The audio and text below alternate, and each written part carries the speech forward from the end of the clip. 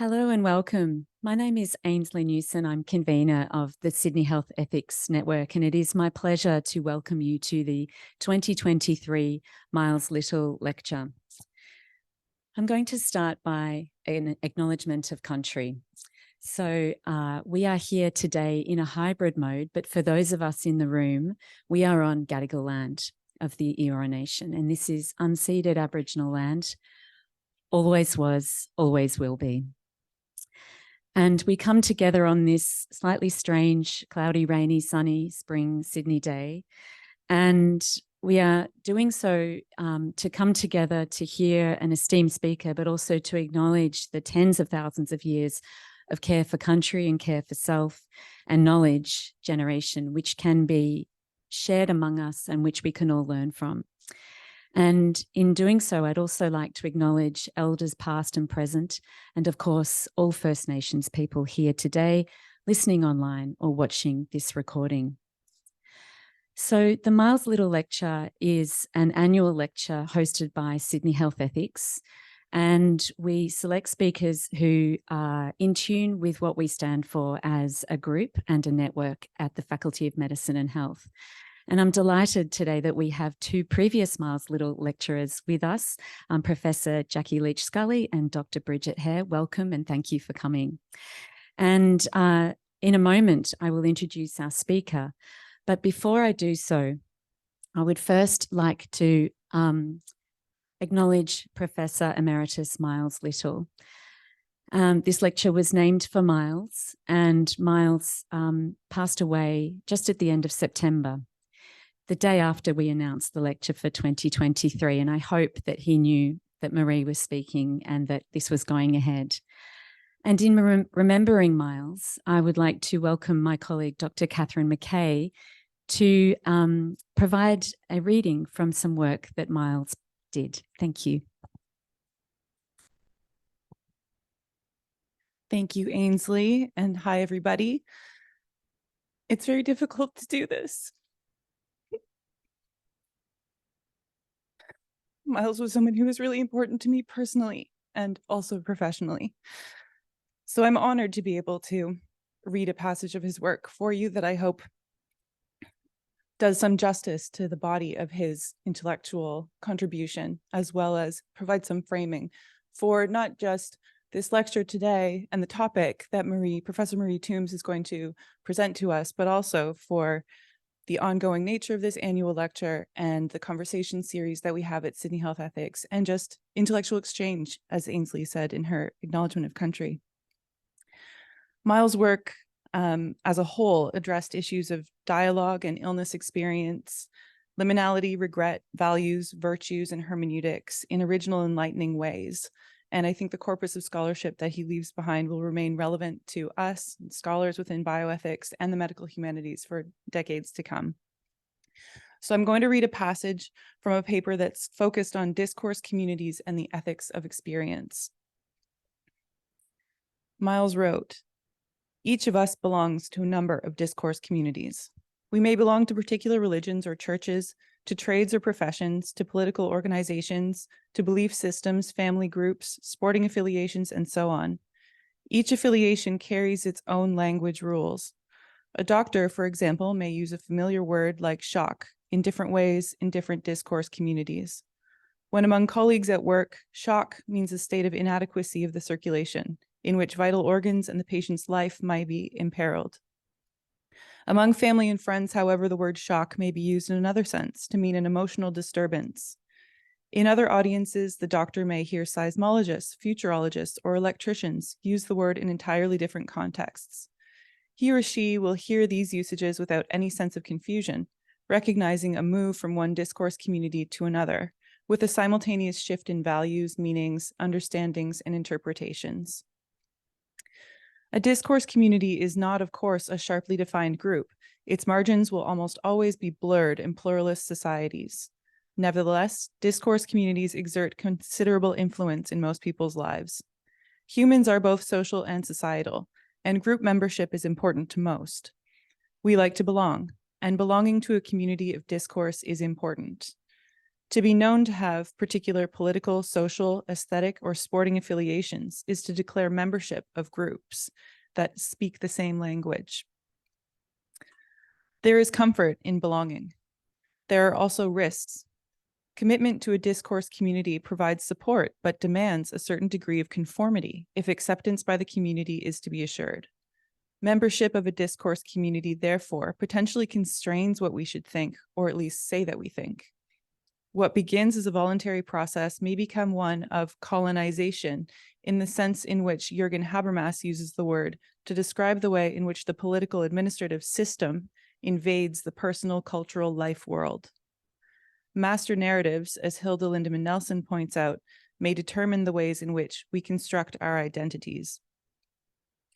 Discourse communities try to create a monoglossic way of speaking, in which words are fixed in their meanings and limited in their uses.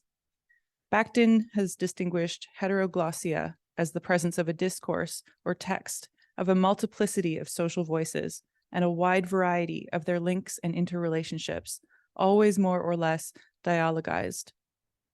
Heteroglossia implies the importance of context over text, a capacity to move meaning from context to context, and a recognition of many nuances. It denies the monoglossic hegemony of meaning as defined by powerful groups. It's the demotic, centrifugal force in language. It's a mode of speech which enables the construction of counterstories, the healing narratives, which may restore autonomy to the disempowered. Conventional political colonization can occur by force, but discursive colonization usually works by stealth. The discourse may infiltrate a person's thought and language with its particular meanings, limiting freedom of thought without appearing to do so. Indeed, at times appearing to offer increased freedom. With time, however, a constrained discourse may limit opportunities for growth. What begins as an opportunity to be taken may become a subtle and unrecognized restraint. So what would an ethical discourse community look like if we were to bring it into being? It would be a species of discourse community which functions by repeated interrogation of ideologies, its own included. It would include people from many disciplines, with like and unlike but always open minds. It would not be committed to any one model of ethics, but to processes of ethical examination using many models. It would also be committed to definition, examination, and critique of underlying values that sustain and justify ethical endeavor of all kinds. Ethical community would be both deconstructive and creative. It would not seek only to destroy. It would seek to replace where it found fault and weakness. It would also seek to test its conclusions by political and social action, and to critique itself, as well as others, in the light of actual happenings and interactions. Because it would run the risk of settling into ideology and authority, it would need to recreate itself continuously against changing times and social circumstances. It would have no special intellectual domain in which it operates. It would hold equal engagement with science, aesthetics, the spiritual, the human sciences, and philosophy. It would represent, in short, ethical heteroglossia. Thank you.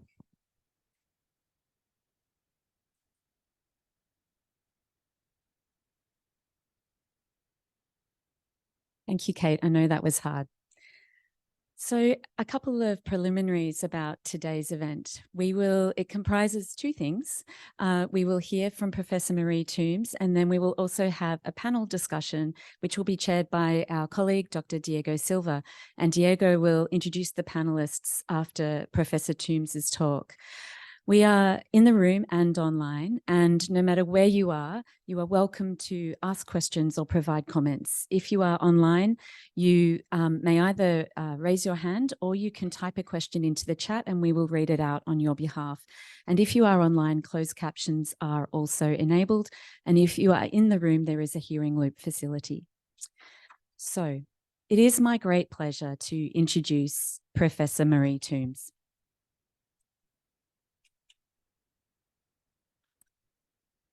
Professor Maree Toombs is a Uraliai and Cooma woman from northwestern New South Wales. Professor Toombs is an accomplished strategic leader in Aboriginal and Torres Strait Islander health, and she undertakes research with national and international networks in the field of public health.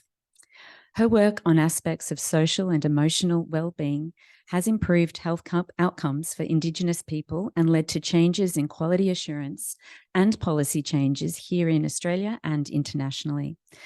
Through her books, lectures, research, and myriad academic and other appointments, Professor Toombs has improved the way that people culturally work with Indigenous Australians in urban, regional, and remote areas. And hot off the press, Professor Toombs has also just won a very prestigious award, the Australian Mental Health Prize professional category, for her work, which includes revolutionising mental health and suicide prevention within Indigenous communities. And this award exemplifies the transformative power of culturally attuned practices. So I'd like to welcome Professor Toombs to, we'll give her a clap because that's an amazing biography. And Professor Toombs today is presenting Get in the Backseat, I'm Driving, when facilitated co-designed methodologies lead the way in advancing research translation for First Nations peoples. Thank you. And are you mic'd, Maree? Yes. Can you hear me? Yes, beautiful. I am mic'd. I might bust out into a Maree tune. Who knows? All right, so first of all, I would like to acknowledge Miles, and I didn't meet the man, but he sounded amazing, and it is sad to hear of his passing. So I will try and pay tribute to him as best as I can in this presentation. Okay, so Yama. Gaya Yanaga Bara Nama. Ba Kuma Uraliai Bara. Nagaya Wagaru Gadigal. Bara Yuan Bara, Yadiga, Baran Diliga, Yinara Bara, Yirawa. So I'd like to acknowledge traditional custodians of this land that we are on today, the Gadigal people of the Yuin Nation, and pay respect to their elders past, present, and emerging, and particularly to those emerging leaders coming through, because we have a battle ahead of us at the moment in terms of a referendum that has put us back at least 20 years, in my opinion. So I just want to acknowledge that. All right, so I'm going to take you on a little journey today. There's going to be two parts to this. The first part is around history as it sets up where and why we are today in terms of mental health and suicide. And then I'll give you two case studies, and I will finish off with probably my most favorite project that I've ever done, and it's called the Mob Van, Mobile Outreach Boomerang. We do come back, and when I show you what it looks like, you'll understand why. But if that sits on my gravestone somewhere, I'll be very happy. All righty. So how long have Aboriginal peoples been in this country for? Do you know? Okay, at least, absolutely. And if we were to look at what that looks like in a timeline, using this room as an example, we would take about a centimetre of this space to actually describe how long non-Indigenous peoples have been here. And we've had to pivot in a very critical way to that, to be able to live within the framework that's been prescribed for us. And I wanted to take you through this little bit of a history lesson. Only what drove me to do this was actually the fact that I'm becoming more and more aware that we actually don't know the history of our own country. We don't know pre-contact, which is amazing. We are the oldest surviving civilization in the world. We didn't get there or here by accident. Okay, we had very complex frameworks and discrete beautiful cultures that held their own autonomy within each of our countries. And actually, if we can just go back to the previous slide for a moment. If you think about Europe, there's about 46 to 48 countries in Europe. We have 250 countries. Each one of those countries is its own unique culture with its own language, its own ways of doing things, and its own systems. And each one of those countries has its own language and dialects. So to understand that sort of helps, I hope, to describe the impact that colonisation has had on Aboriginal and Torres Strait Islander peoples And these are just some of the things that we've had to pivot around and towards during our times, I suppose. And these are policies, so I'm not sharing these with you to make you feel guilty. It's just a history, and the history is just so present and, you know, touching our noses that it feels uncomfortable because we're still living it. And a lot of these policies have been around since my birth. So I was born in 1970. So the assimilation policy, the self-determination policy, we think about Eddie Mabo and the things that he did around native title.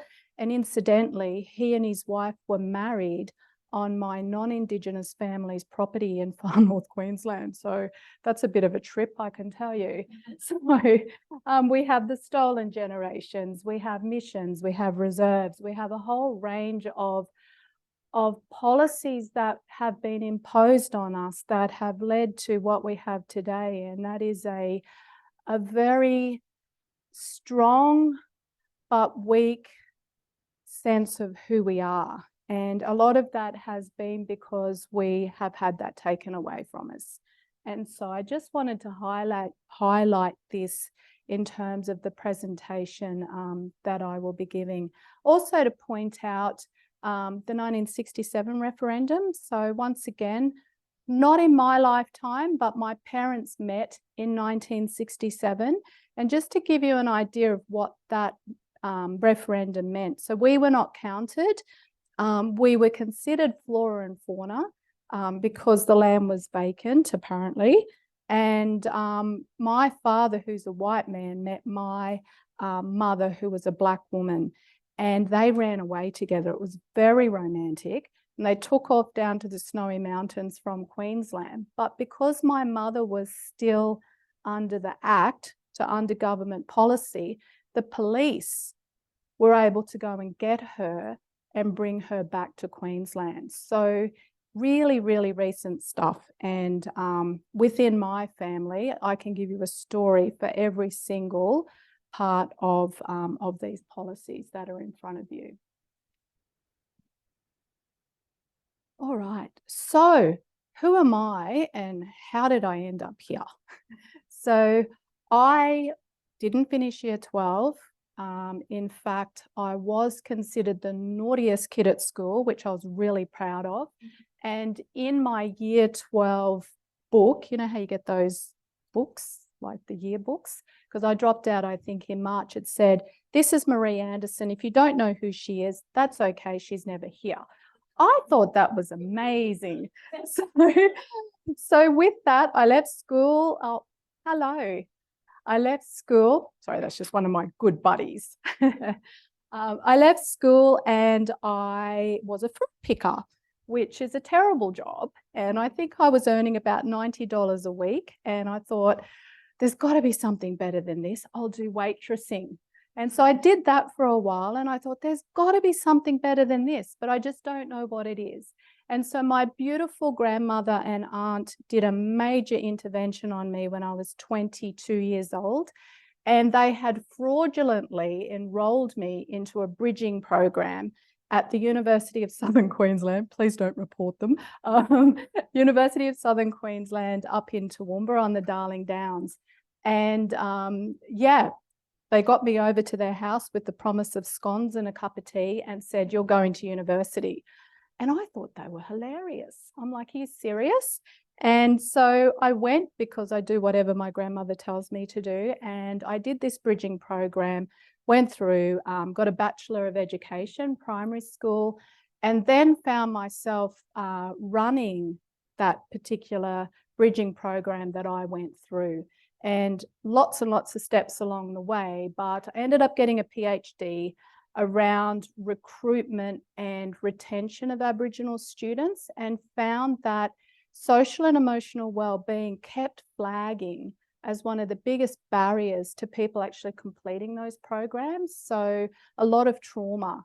And in my program, 28 of us started and only 2 of us finished. So I had a sense of guilt around, well, what is going on here? University of Queensland tapped me on the shoulder and said, we want you to be our Director of Indigenous Health. And it was a token role because they were about to be, they were going through accreditation for their medical program, and they were not meeting criteria for anything Indigenous. And so I got parachuted in to fix the problem so their medical school wasn't shut down. But it was a wonderful opportunity because I met this amazing man called Professor Jeff Nicholson, and he is an endocrinologist. He came from Perth, and he knocked on my door one day as I just completed my PhD and said, "Are you Toomsy?" And I'm like, "Yes, and who are you?"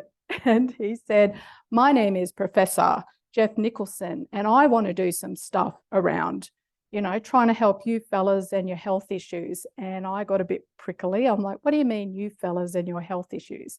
And so I said that to him, and he said, "Well, I've been working in this space for a long time." And he said, "And the comorbidity and mortality rates are dreadful." So I could hear and see the heart coming through. And I said to him, "Well, I don't like research, and we're over-researched, and I don't want to do this." And he said to me, "Well, what if I give you a car, 2 weeks, you go yarn with mob all over the place?" He says, "I'll put you up in all the nicest hotel motels in Western Queensland." I'm like, bonus, not. And I said, okay. So I did a 2-week driving trip and went out and saw my family, called into a couple of relatives' houses. But jokes aside, I went and I met with people, and I just sat down and said, "Look, what's going on? I've been given this remit. I've been asked to come and yarn with you, mob, and you can tell me to bugger off, or you can tell me what you need, and I can try and do something about that." So overwhelmingly, it was all about mental health and youth suicide. So they were the big items that kept coming up. And what was fascinating about this yarn was community was saying, we don't even know what mental illness means in terms of a Western framework versus a traditional framework. And people wanted a blanket prevalence study around common mental disorders, which blew my mind because I thought, really? But that was what it was. And so we went for our first grant, which was an NHMRC back in 2013. And it was pure prevalence. And Brian and I are actually playing in this space at the moment, my little friend up the back there. But we got the grant based on pure prevalence within that area that I'd gone and yarned with people around. I didn't have a track record, but my boss did. He had something like 500 publications and $30 million worth of grants. So I was like, geez, he's more than his cowboy hat, which he had on that day when he walked into my room. And we found a team that came in, Indigenous, non-Indigenous researchers, and they put me up front. So they put me forward as the lead. So I was the chief investigator on that grant with no experience in terms of prevalence or research, but with all the experience in the world of being an Aboriginal woman in the place where I'm DNA'd to. And so we got the grant. It was $1.3 million. It was like, giddy up, let's go. So I'm going to take you through that first grant now. So 544 people agreed to be interviewed using the DSM-4, which is a diagnostic mental health tool. And if you think about those numbers and what we actually had to do to get those numbers, we had to recruit people to sit down with a psychologist and actually be diagnosed with a common mental disorder. Okay, so if someone walked up to you in a waiting room or a bingo hall, we actually recruited 90 people from a bingo hall. I think it's called Housey down here, but I think you know what I'm meaning. Yeah, I would say no, but 544 people said yes. And it was because they knew about the study. We'd heard their voices. We'd gone and got the funding. They knew we had the funding and they were there ready to go. So on the day we went into this discreet little Aboriginal community called Toombs and Boggabilla. They're on the Queensland-New South Wales border, and they're about 10 kilometres apart from each other. We rolled into town with psychologists and Indigenous health workers and a whole range of people, and we're sitting in Boggabilla and it's 42 degrees. And our little friend Margie, who I'll show you a photo of in a minute, is from that community. And she goes, where are these buggers? So with that, she's driven down to Toombs, where the bingo was on, and walked in and grabbed the mic. And she's like, right, you lot, you said you wanted this study. We've got all these people down there at Boggabilla. We'll get a bus, we'll bring you down, but come and sign up. And they're like, oh, okay. And you don't mess with Margie. So everybody jumped on the buses and in cars and came down, and we recruited 90 people that day. And I think that's fantastic. And that's the power of just including people. And the outcomes of this were, we did a pilot initially, because this is a very Western tool as well. We did a pilot with 50 participants initially and asked them what they thought of the tool. And I will just throw in a little kind of side note here. We were not in really remote communities. So we were working with people that actually had English as first language, which 80% of us do. And so we went through the pilot study. I may have done it as well, and I may have mild OCD, but apparently that's what researchers have anyway, so I don't mind that. But yeah, we went through that whole process, and we found that there were a couple of questions that weren't appropriate for the diagnosis that they were sitting behind. However, culturally, the answers to those questions were different. And so that question in particular that I'm talking about is, do you think you have special powers?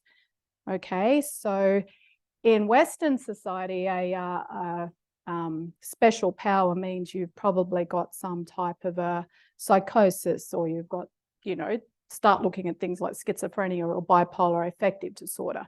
In Aboriginal peoples, everybody said yes. In that pilot study, everybody, 544 people said yes to that question, including me, and it's cultural. So for me, if I go onto country I'm not meant to be on, I get this feeling like I'm going to die if I'm on a men's site. So that's my thing, but for others, it could be a whole range of things. So we made sure that that was understood within the process. The interviews went from 30 minutes to 5 hours, and many people found this extremely therapeutic. And all the interviews were conducted by clinical psychologist students in terms of recruiting into the study.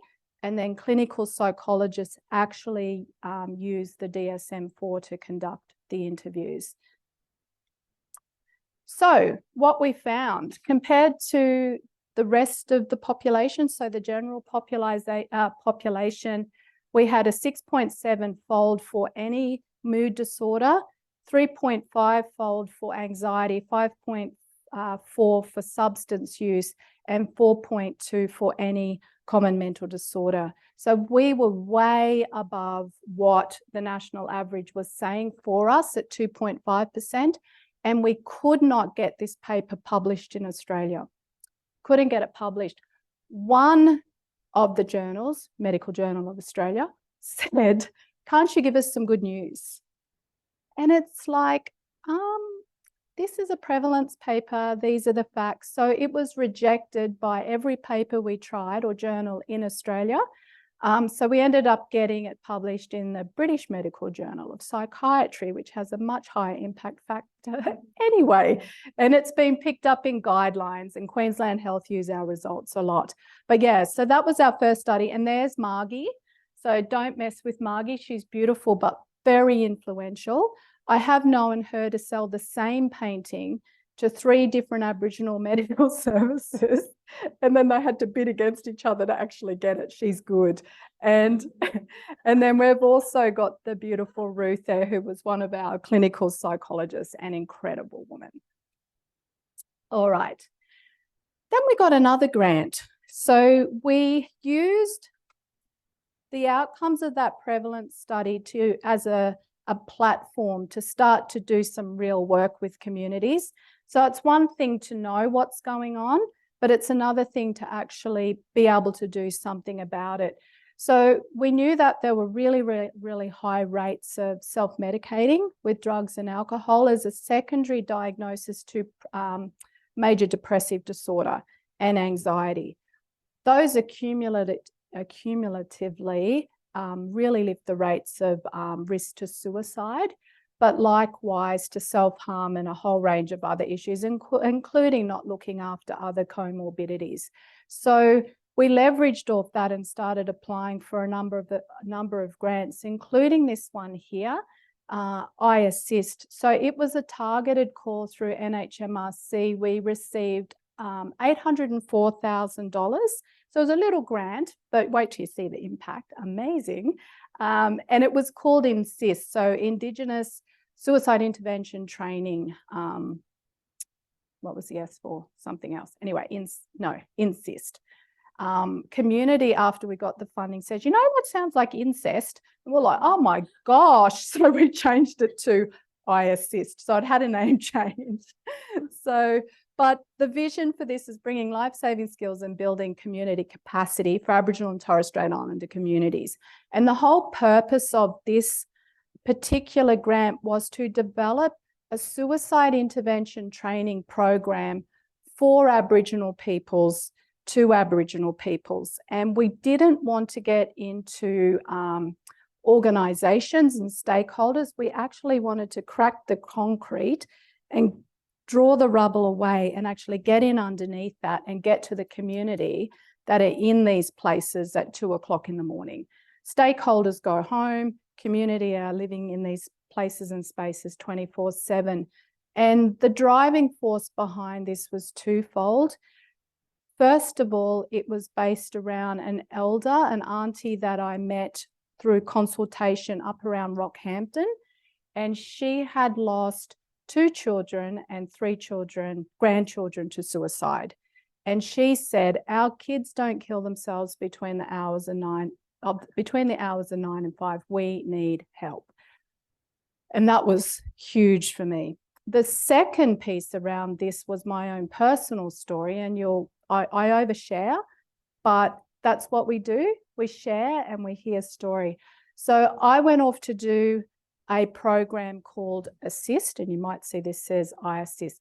Assist is a gold standard suicide intervention training program that comes out of Canada, and it's the only one of its kind in the world. And just to set this up, so you can do suicide awareness training or suicide prevention training, but that's, someone says to me, I'm thinking about suicide, and I go, oh, and I throw it over there to Lifeline or to a psychologist or to a doctor, but I handball it. I don't want to deal with that. That's scary. Intervention is sitting down with the person in real time and asking the question, are you thinking about suicide? Are you thinking about killing yourself? I know these are tough words, and I'm used to saying this, so if I'm upsetting anybody, I'm sorry. But we have to have these direct conversations with communities, otherwise we don't know what we're doing. Because I might say, you're thinking about doing something silly, and you say yes, and it might be that you're going to go and dye your hair pink. Okay, it's very different to a conversation about suicide. So during the Assist training, day 2, we'd learnt the model, so asking, noticing, asking, looking, and then supporting. I knew without a doubt my own brother was at risk of suicide, and he had been sending out all the warnings, and I'm like, you know, pretending it's not happening, or I'm handballing it over to our parents, or, you know, I'm ringing him up and saying, look, what's going on, but not wanting to really know in the same token because I didn't know what to do. And so day 2 of this training, I try to ring my brother and he doesn't pick up. So I sent him a text message, and, you know, it goes something like, you're going to think I'm crazy. I'm doing this suicide intervention training, and are you thinking about killing yourself? Send. And I'm thinking, well, what's the worst that can happen? He says, no, I can go home. Everything's okay. Came back immediately. How did you know? And I'm like, pick up the phone. And I worked through the framework of Assist, and he did exactly what the framework said he would do. And he is the biggest nonconformist, but he walked through it like a little lamb. And I was like, this thing works. So I just about crash tackled the trainer, the lead trainer, the next day. And I said, we have to work together. And the model itself is so intuitive to Aboriginal people. The rest of it is crap. What can we do about this? And he had grown up around Aboriginal communities. He actually got it. It took us 6 years to get in front of the Canadian company, Living Works, and convince them that this was a good idea. There were 2 changes of CEOs. And so the third CEO that came in got it. And since then, we've been sailing. And so I'm going to walk you through what it looks like. So we took the Western model, Canadian and all, with all of its language, and we iteratively worked the program in all of the communities that we went into. And so in the early days, we got in front of 600 responders, we called them, or people that we could train. We provided the training for free as part of the grant, and we did yarning circles at the beginning and at the end of it to understand whether this was culturally appropriate, what other resources did we need to actually set people up in communities to make this successful, and how did we break that concrete? How do we break the concrete and get rid of all of these other stakeholders that are like getting in the way? So there's a lot of gatekeeping over Aboriginal peoples and Aboriginal funding, and we'll get to the voice and referendum later. But one of the things that failed in that not getting over the line was that it will continue being the same, where these non-Indigenous stakeholders get big buckets of money and they don't distribute it the way that it should be done. So these are the results. 600 responders trained, 140 interventions in 3 months. So we did a pre and post evaluation looking at confidence levels and directly around interventions. So there's a dollar value that comes out of the federal government that says for one suicide, it costs the Australian community $4 million. So we did 140 interventions in 3 months. So times that by 4 million, and we're way ahead of the game in terms of that little $840,000 grant that we got. 77% of people had a personal and lived experience with suicide. So we were very conscious of the fact that we didn't want to cause any more harm. And I'll take you through the model that we developed to try to not cause harm in a moment. 55% did a suicide intervention in 6 months. And then also we got cited in the NICE international guidelines. I don't even know what they are. I had to look them up, but apparently it's a big deal, and it helped me get my promotion to level E. So go those guidelines. Woohoo. Oh, whoa. Help.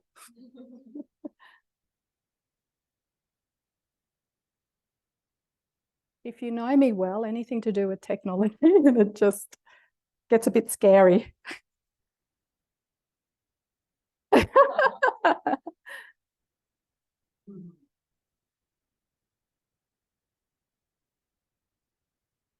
Oh, it's done something. This is hilarious. I've got my friend Belinda online. She'll be killing herself laughing right now.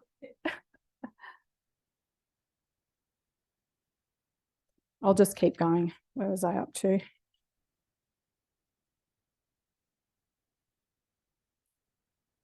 So basically, the model that we developed took the foundation of Assist. We called it Indigenous Assist. And based off what communities had said across 90 communities nationally, they wanted to firstly have a community consultation collaboration where we went in at least 3 months before we went in to do training to actually connect with community, build relationships, but also work out what those individual communities needed in terms of resources. So some communities, for example, wanted a translator. So we've just run a workshop, for example, out of Alice Springs in another place called Tea Tree. And in consultation with those groups, they needed a translator because English can be third, fourth, fifth, or even sixth language. This is great. I can just use that. Yeah. Some of these communities also want, still not working. Yeah. Some of these communities also wanted traditional healers and other support mechanisms. Some communities did not want non-Indigenous people coming to their training as well. So there were a whole lot of different things and factors that people wanted. Some communities had wrong way business, meaning that some groups actually couldn't be with each other. And so we had to factor in those things as well. But as you'll see here, 90 communities and organisations were consulted prior to the launch of this program in 2021. 6,000 people, we're up to about 6,500 people to date, have now been trained in iAssist nationally, and Canada and the US are looking at this as well, and they want to roll it out. And okay.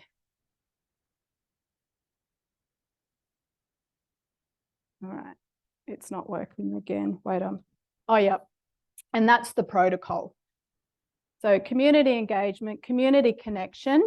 That piece then was really about making sure that we have space to yarn with mob about their own lived experience around suicide before we go in and start talking about suicide for 2 days. So the Assist program, the non-Indigenous version, is just 2 days in and out.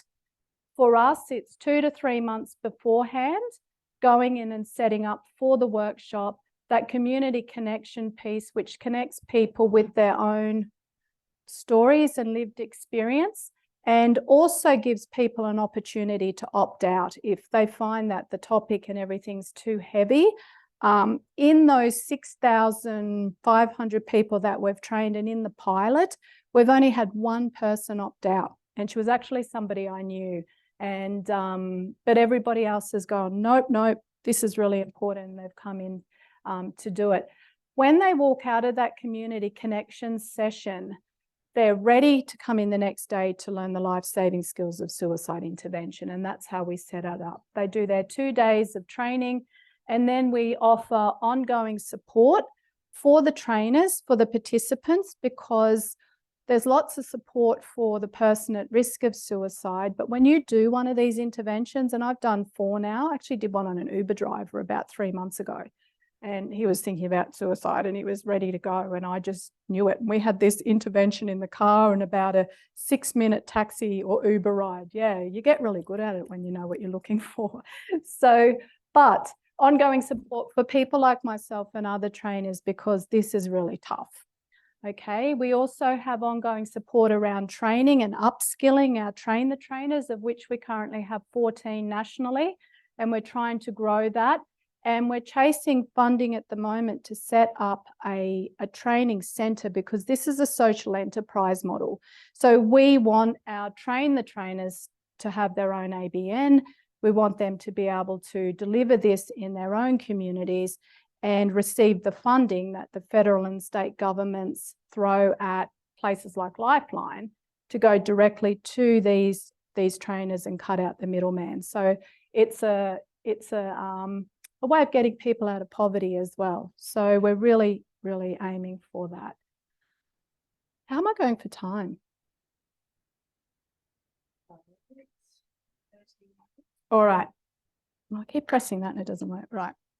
Okay. And this is the governance structure. We have some of the biggest heavyweights in Australia on our governance committee, including the beautiful Professor Pat Dudgeon, which you have probably heard of, and other big heavy hitters as well. So this is heavily supported by community, it's heavily supported by government, and it's heavily supported by Indigenous academics and kick-ass academics, I'll say, in this country.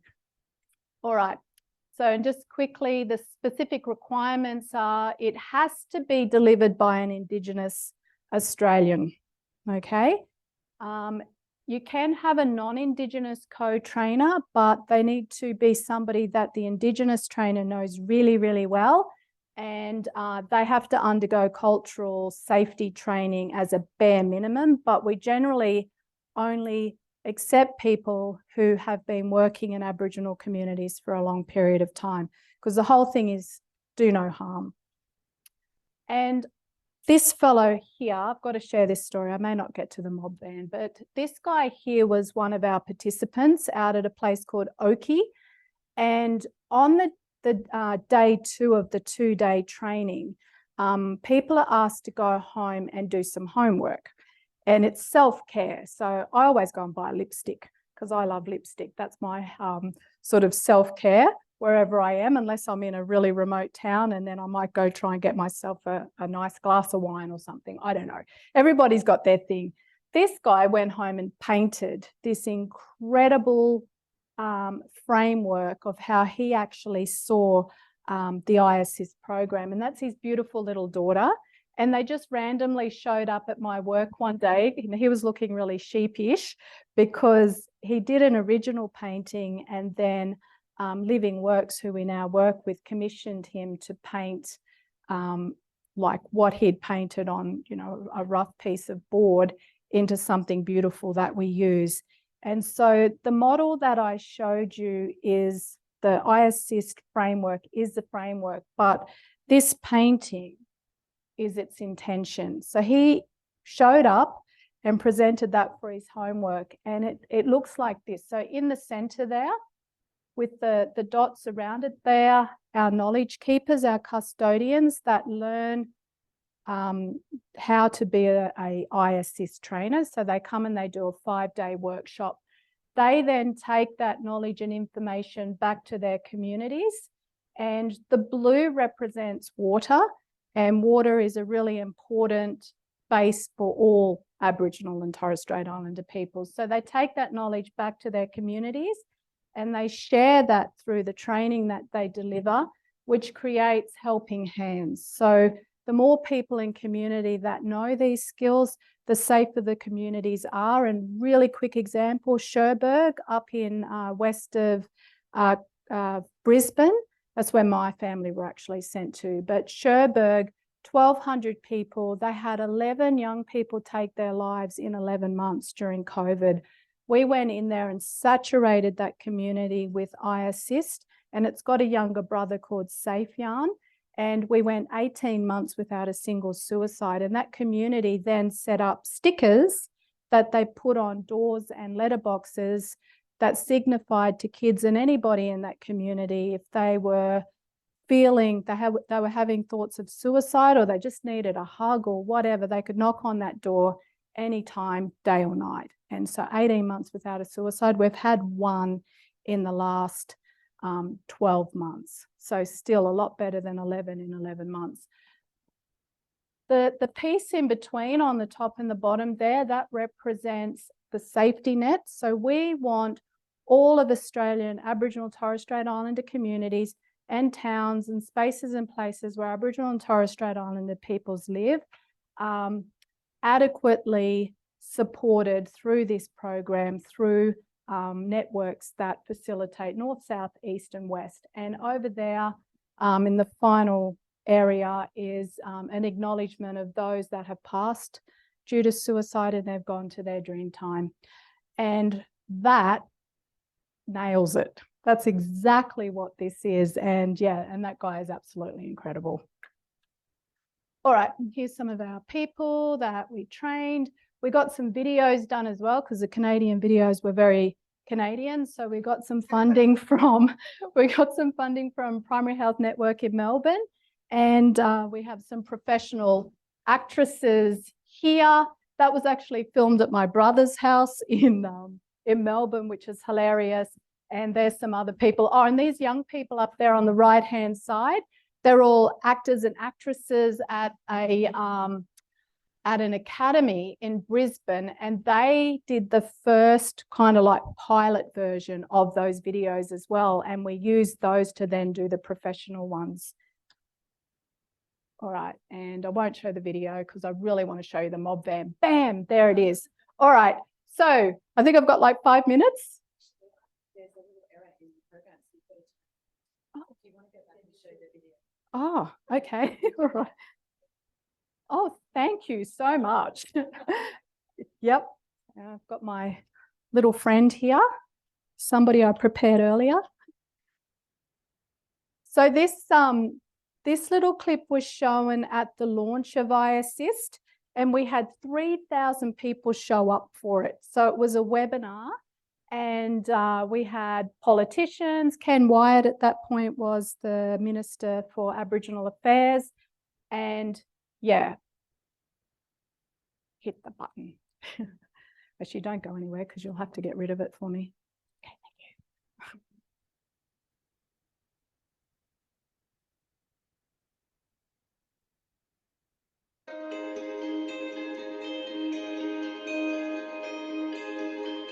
So my daughter's name is Pia, and Pia was 32 when she died. Mental health was a tough one, and I didn't have any assist training exposure. If you've got asthma, you know where to go. If you've got diabetes, you know where to go. But if you're in trauma and suicide thoughts, you have nowhere to go. The others may take your life in time, but this one takes your life in moments.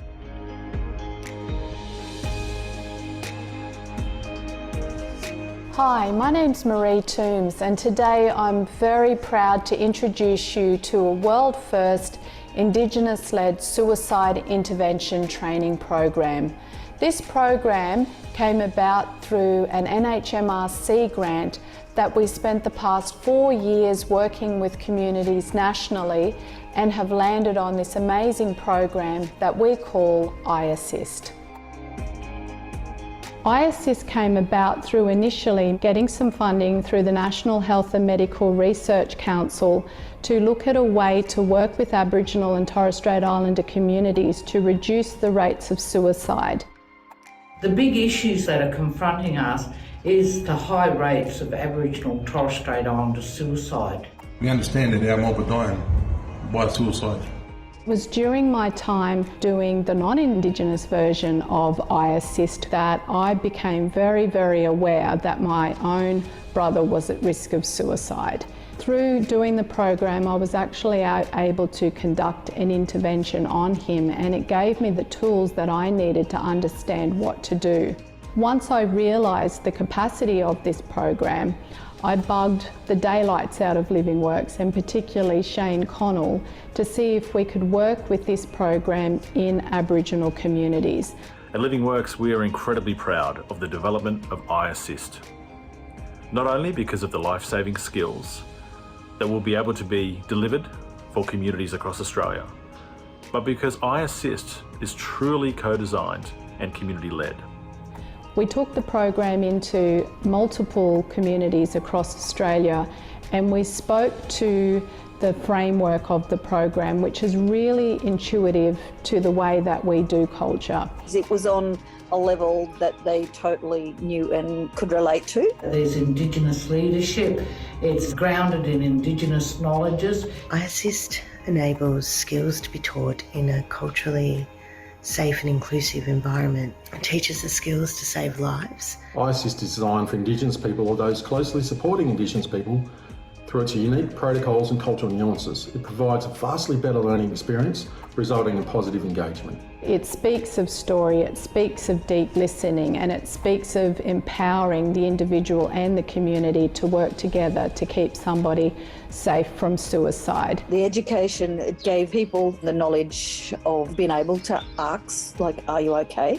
Of notice that you're different to how you normally are. I think once people know when you're either a trainer or trained in this, you're then a person that they can go to. It's really taught me to be able to use my ears and listen, and to be able to sit in people's pain and be able to respond in an effective manner. and I have been able to save a number of lives so far. When you're in that moment with somebody and you're not sure of what to say or what to do this training, because it will help you and it will help save lives. See, iAssist is a tool that we can take back to our mob and take back to our community and train them to be confident and to be ready to provide an intervention to prevent suicide. The wonderful thing about this program is it's the first of its kind in the world, but two, it's a social enterprise model. It will create employment opportunities for Indigenous trainers to be able to work within their communities, to be a resource in developing these skills. This program is a celebration of the efficacy and self-determination that Aboriginal peoples have, and how we, when we come together collectively, are able to do great things. We applaud the continuation of iAssist, and it will make a difference for our communities. It provides a holistic way to approach suicide so that one day we can say that we have zero suicide in our communities. Okay.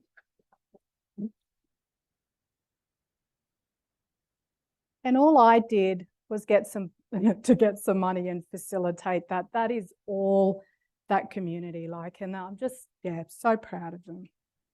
All right, the mob van. I will rush through this, but this is just, I love this little van.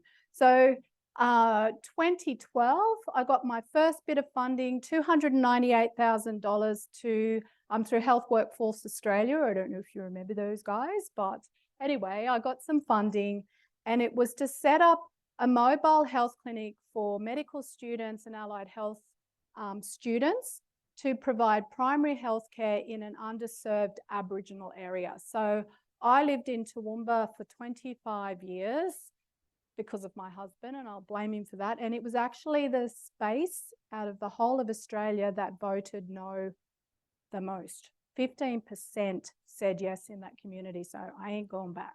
But just outside of Toowoomba, there's a community called Warwick. So, and it's quite a large rural town, so about 20,000 people. And there's a lot of mob that come into that place from other areas further out. So they come in from Gundawindi and Toomala and a heap of places and spaces. And they said, look, we really need a clinic down here. So I approached Queensland Health and the Warwick Hospital and was told by the superintendent, I don't even know what they're called, I sit on that board now, but anyway, whatever they're called, we have no Aboriginal people in this community. And I'm like, you do?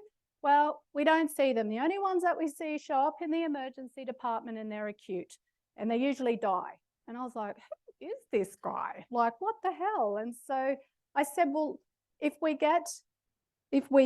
bring this van down here and let's just see if there's people around, can we put it at the hospital? And the answer was no. So I think you're getting the gist of this community. So I approached the local council and they said the same thing. We don't have many Aboriginal people in this town. If Queensland Health won't house it, you can put it in the park in the middle of town, but it's on you. If it's vandalised, if it's whatever, it's on you. We'll stick it under a light, and that's the best we can do. And so I went back to the community and said, look, this is the go. What do you reckon? They're like, bring it down. So we got it all designed and it looked like that. And when we drove it from Brisbane back to Toowoomba and then down to Warwick, holy dooly, the looks we got. And people are like noses stuck to their windows looking at it, because the first time something like this had really been put together. And we got into Toowoomba, and I've got to try and say this without crying, but we're driving down the main drag and this bunch of Aboriginal kids saw it and they started chasing us. And they're like, pull over, and they've got their phones, and we've pulled over and they're lying all over the Jeep and posing and photos. And then they said, is this for us? And I said, you bet this is for you. And so we just knew at that point that this was going to work. So it's down at Warwick, it's in the park, and we had two Aboriginal health workers, a GP that we'd pulled out of one of the clinics in Toowoomba, the Aboriginal Medical Service, and some other staff. And we set up shop day one. One elder walked past, gave us a bit of a look and a wink and kept going. And a kid showed up and kicked his ball over near us. So we're like, would you like a lollipop? You wouldn't do that now, but he was a little cute little kid. And he trotted off. The next day, we were bombarded. So within 3 months, we had 900 Aboriginal and Torres, well, I think we had 2 Torres Strait Islander peoples on the book, but predominantly Aboriginal people accessing that van. We had kids that had never been vaccinated. We had women that had never had access to contraception and women's health programs or anything. So these people were, whilst in a fairly rural, accessible area to get good health, were not accessing it because the services were culturally unsafe. So the state government heard about the success of this and they funded us $3 million to set up a fixed clinic. And we went back to Queensland Health and said, hey, can we use your dodgy, rundown, crappy little building down the road? I didn't say that, but it was a rundown, crappy little building down the road, Queensland Health, and said, can we use that to set up this clinic? They took a month to deliberate and they came back and I swear down, they said, yes, but your clients cannot use our toilets. And I was like, game on, game on. So I went and found the flashiest building that I could find in that town. And it had a glass lift with a gold chandelier in it. And we set this thing up and we set up and it became really successful. So we ended up with 3,500 people on the books within 2 years of opening that clinic. And we then negotiated with a builder who was looking for someone to like purposely fit out something that he would build. So we went, go for it. And we ended up with this beautiful clinic that we launched in, I think it was 2016. I'm actually not sure. And that is a state of the art. We have 7 doctors that work out of that. Some are registrars, some are senior doctors. It has dental chairs and a lot of the non-Indigenous peoples that live in Warwick come there because it's far superior to anything else that they receive. So I'll leave it there, but that's a story in itself. I did get my revenge. Well, let's not call it revenge. No, it is a revenge. I got my revenge on that particular hospital because I now sit on the Darling Downs Health Service Board and it's one of our hospitals and they run the minute we go and do a meeting down at Warwick. But things have changed a lot, but yeah, I'll leave it there. So thank you very much.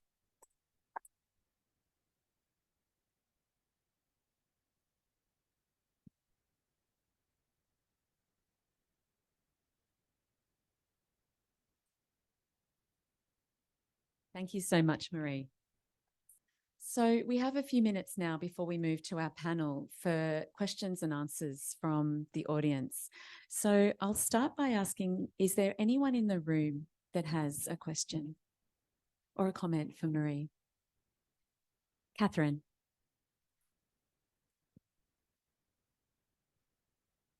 Thank you. And thank you, Maree. That was so interesting.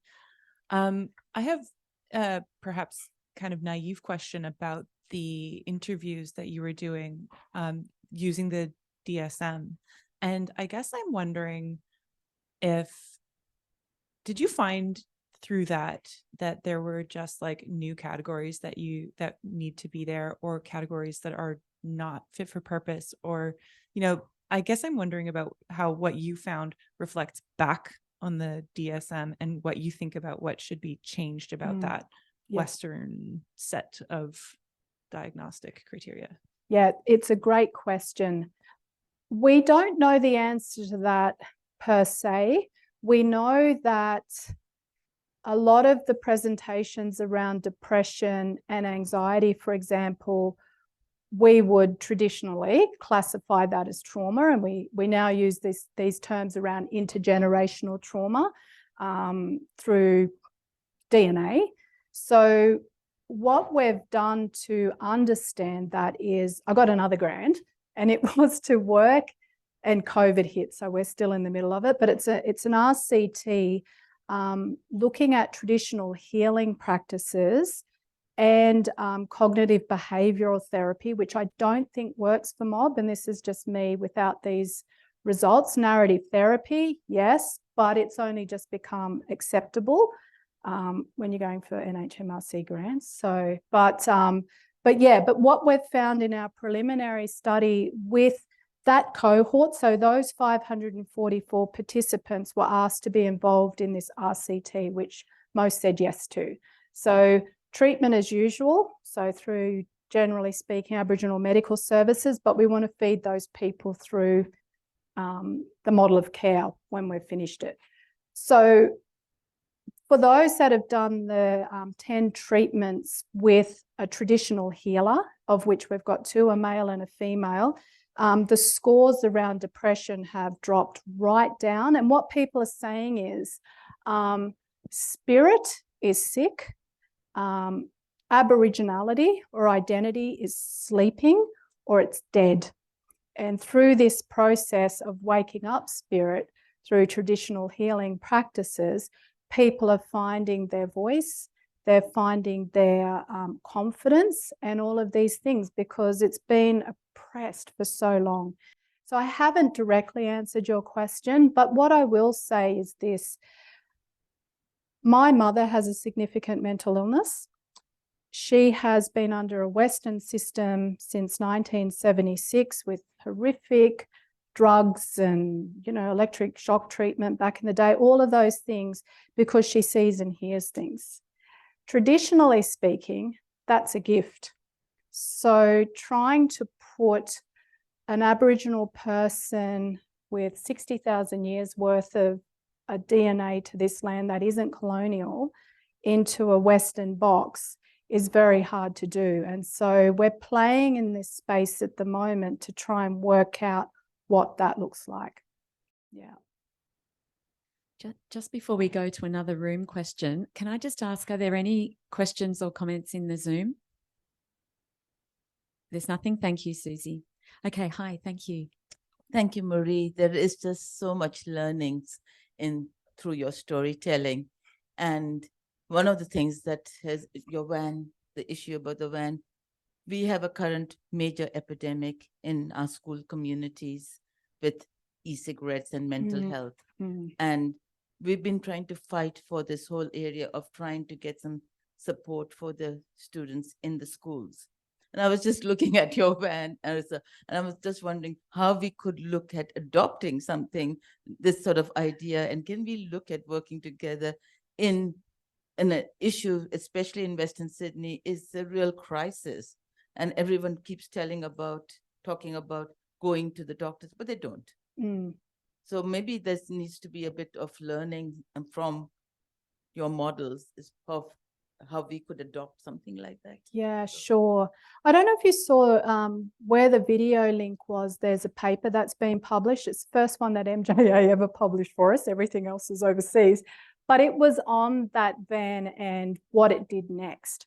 So it helped facilitate that clinic. It has been repurposed as a breast screening. It's been repurposed for hearing health checks, and it's we've done over 3,000 hearing health checks through that van in schools. We also do 715 health checks, which is a specific item number for Aboriginal and Torres Strait Islander peoples around comorbidities.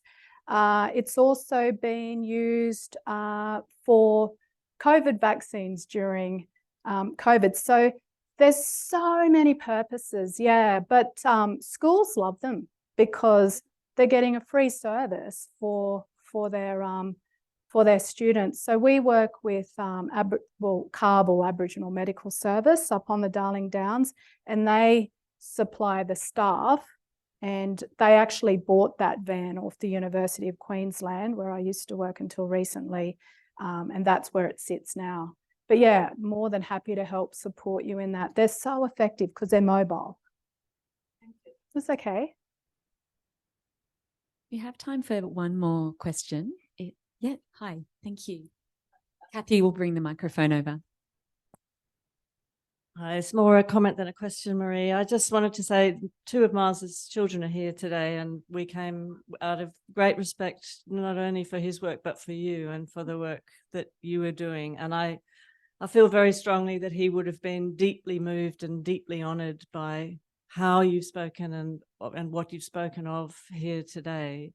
And I also feel, as a non-Indigenous person, that the model and the ethics and the practice that you, and the process-based co-creation of knowledge and community consultation and engagement that you outline here, although it's obviously proven itself to be so successful and effective. But I also think that it's a model and a way of working that, in humility and responsibility and interdependence, all of us must learn to work with and to develop in our own workplaces. I work in the arts and in dance and theatre, and this is something that we're trying to develop in the ways in which we work with writers, co-creation and co-design of our programs.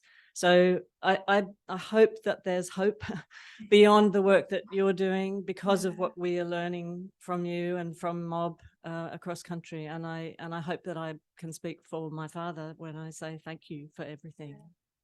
Thank you. That was the most perfect unplanned segue. Thank you. I'd now like to hand over to my colleague, Dr. Diego Silva, who is going to chair a panel discussion to bring together Maree's presentation with some wider issues, including a lot of what Sydney Health Ethics stands for. So thank you, Diego.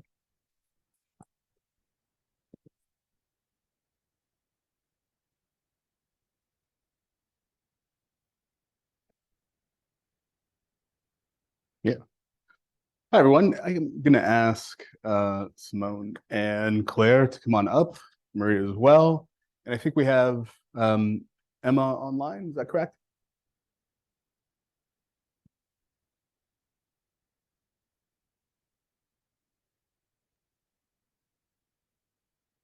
Yeah, I'm just waiting for...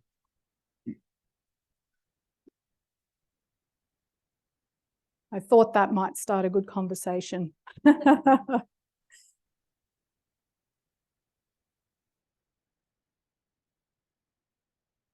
Me too. Anger is a good thing sometimes, I'd say. Thank you very much, Maree. That was, yeah, really thought-provoking talk, and it's awesome to see just the amazing work that you've done. I'm really honored to be able to chair the session. I'm going to introduce our panelist, Maree. We've already heard her awesome bio.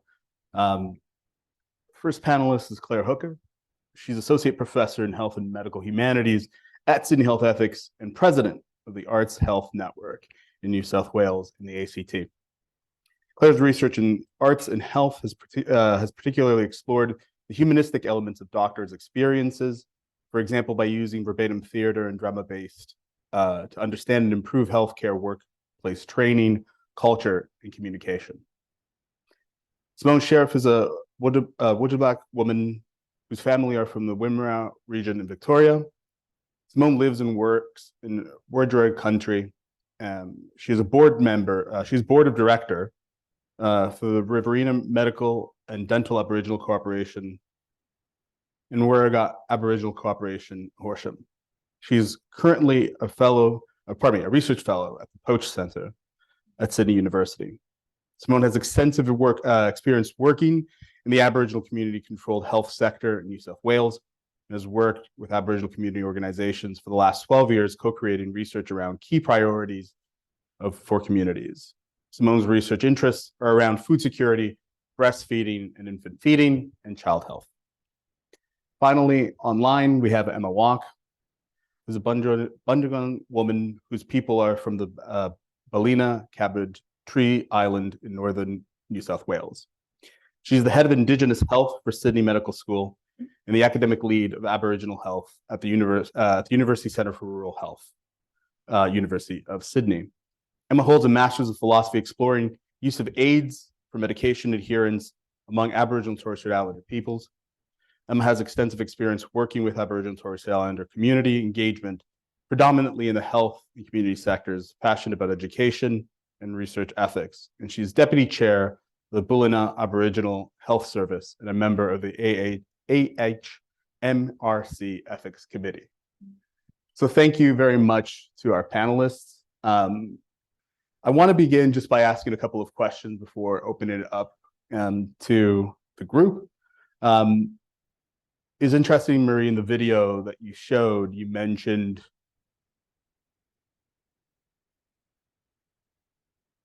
thank you. In the video that you showed, you said the words deep listening. And listening, I think, came up actually a few times, not just in your presentation, but during that video, and that kind of stood out.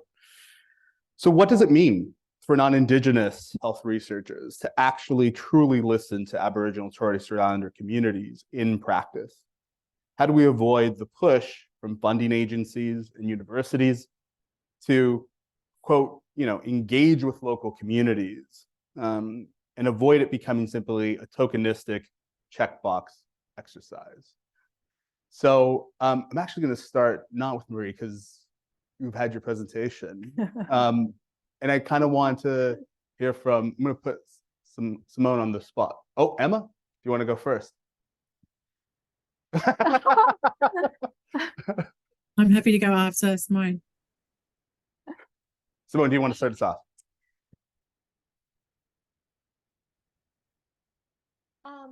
Yes, I think it's obviously hard because funding drives research priorities. And so how do you get around that? I think it's important because I think a lot of the times people, researchers have a view of viewing co-creation as like this, what's the word, like step that you have to do, but not actually valuing the importance of what that, that local context and expertise and knowledge that will bring to your work to create work that's more relevant and appropriate. And, Maree highlighted all of that in the work that she's been doing.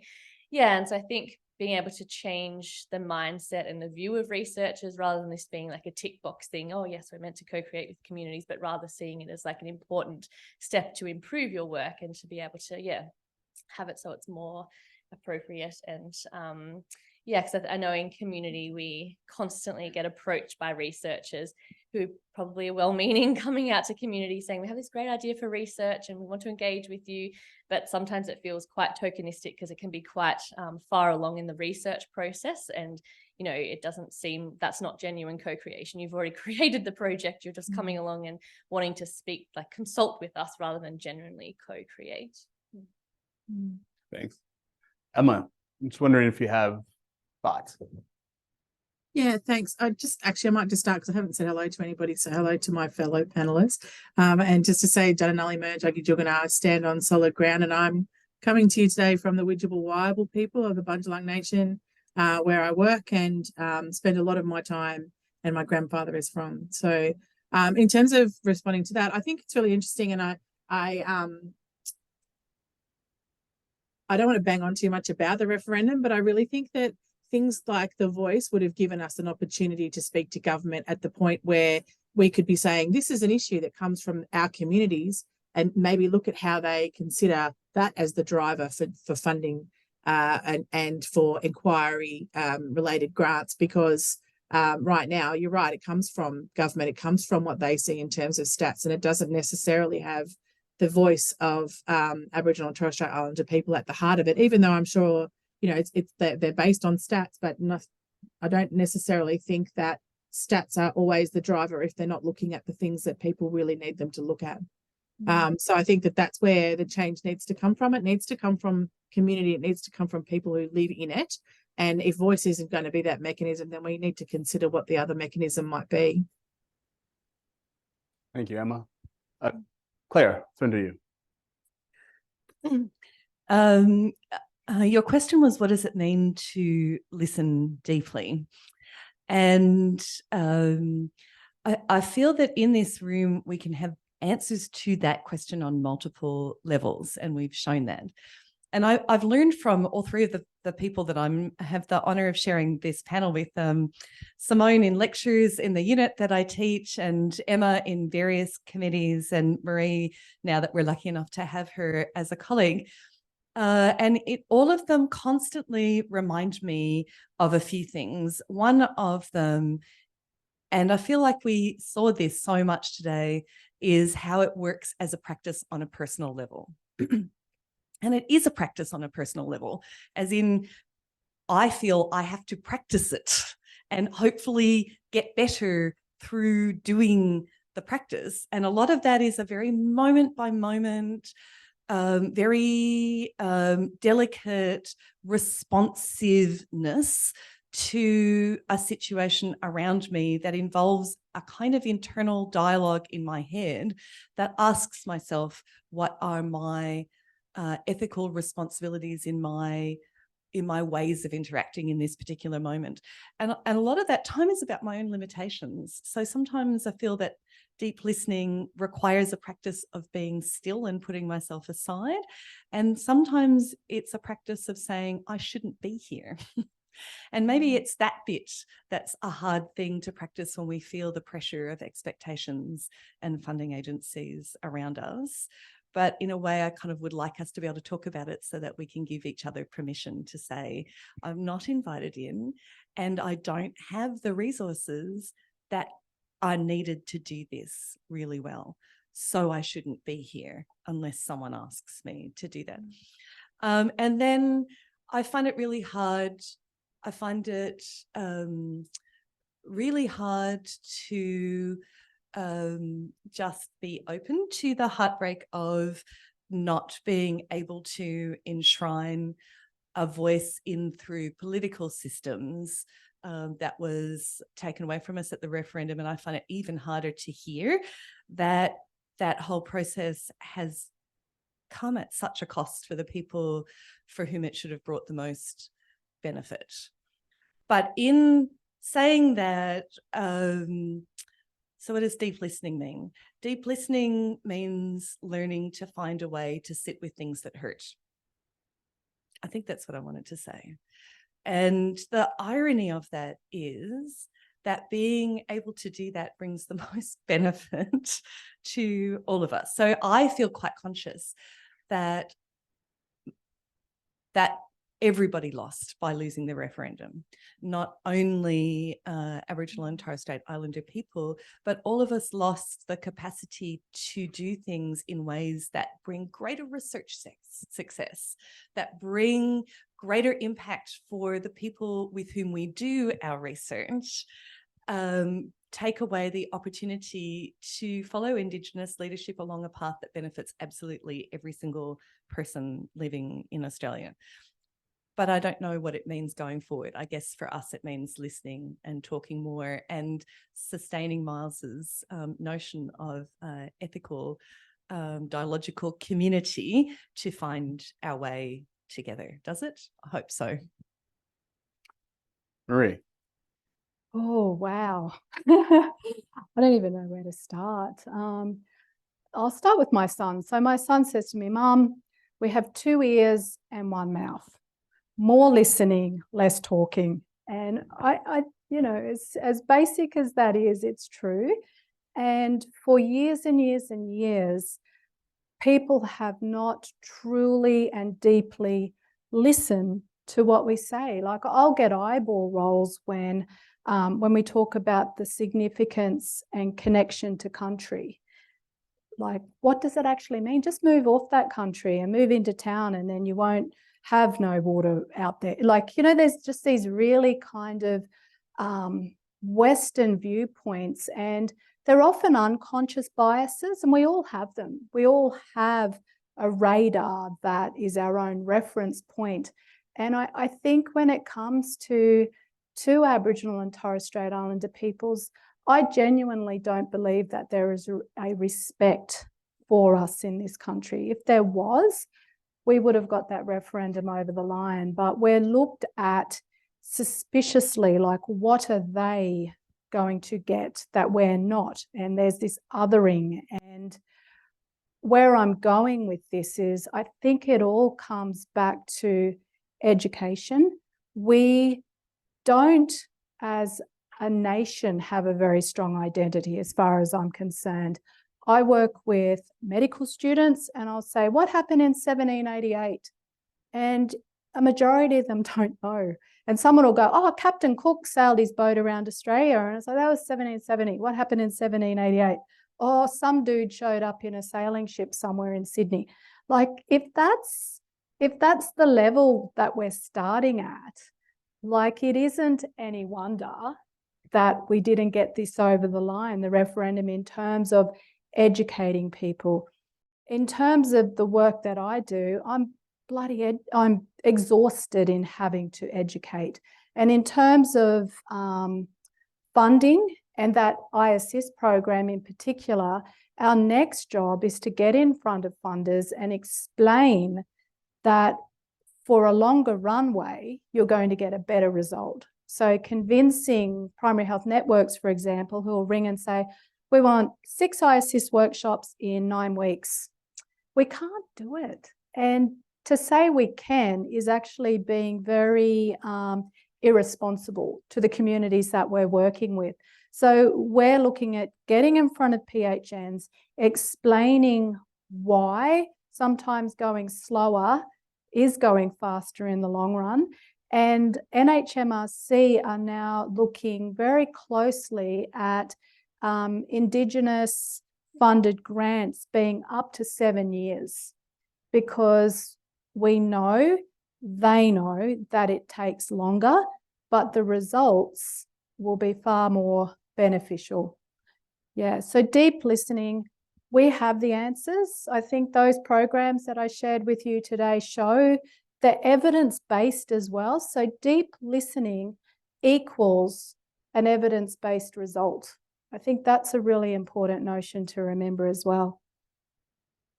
I just wanted to add as well that I think obviously around deep listening, you know, Aboriginal communities and Aboriginal community controlled organisations are not sitting around waiting for research cycles, I suppose, like we're on the ground in community delivering services and programs. And so I think that deep listening shouldn't just be at the time when grant rounds are open and everyone's rushing to get grants put together. It should be an ongoing, like, relationships take a lot of time and effort and nurturing, and so it should be like an ongoing practice that researchers, you know, go out and engage in community, show your face, attend community events and support the community outside of those research periods as well. I think it's important.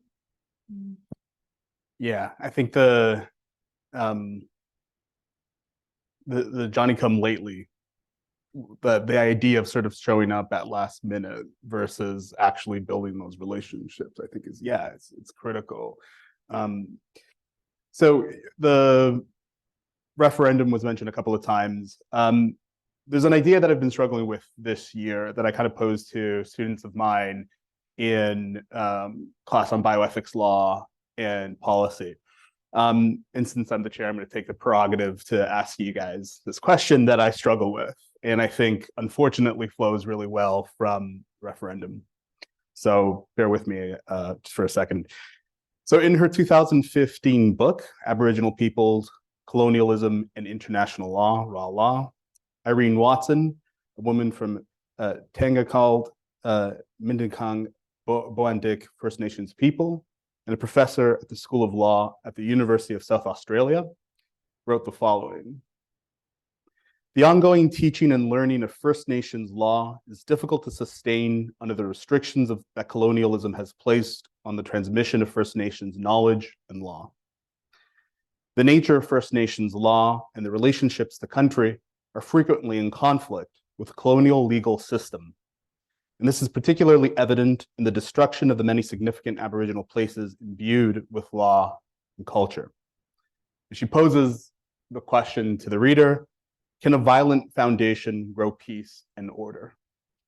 So my question to the panel, can co-design in health research help overcome Australia's violent foundation? If so, how? If not, why not?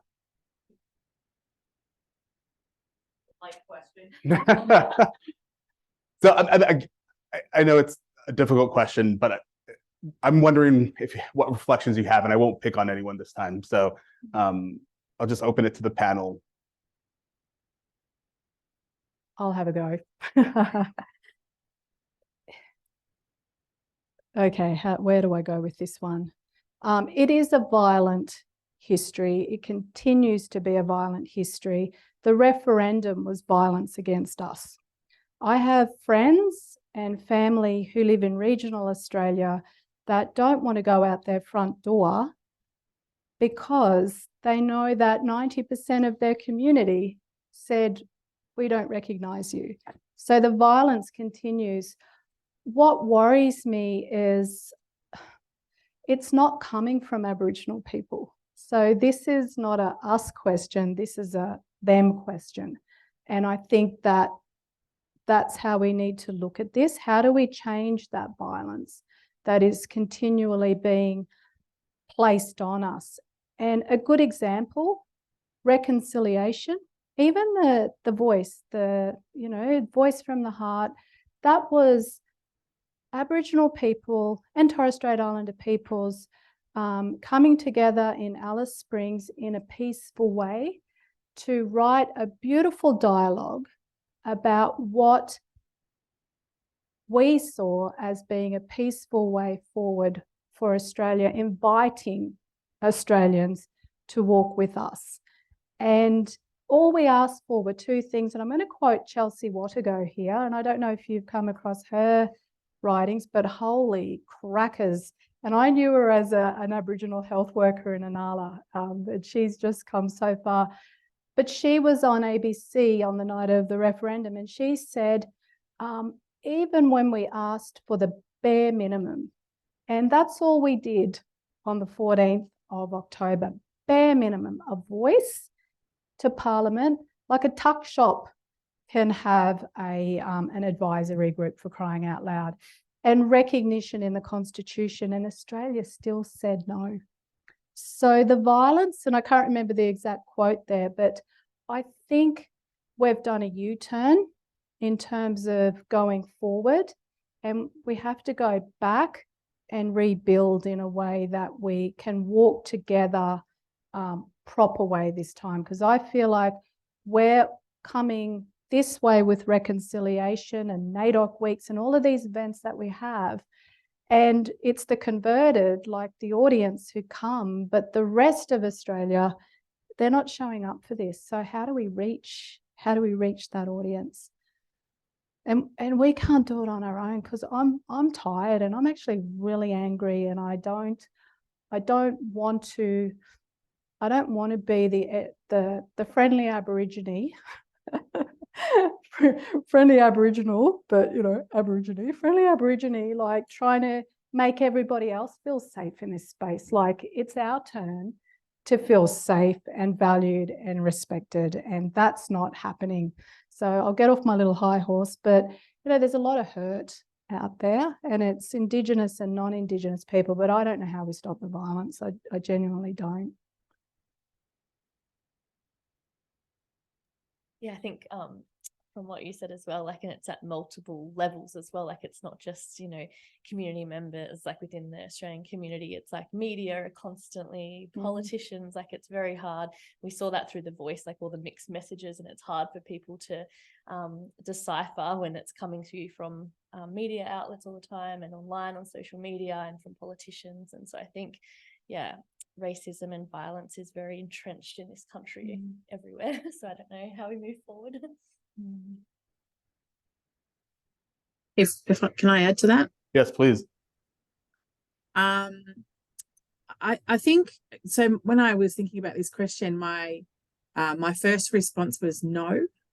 I don't think that co-design can overcome the violent history. But if I'm just thinking about research and not trying to think about, because like Maree and Simone, like I am super angry about that response, but I think that the response of this country towards us and our elders and all the opportunities. So if I think just about research, I think what we need to consider before we even think about co-design is, where is this need for research coming from?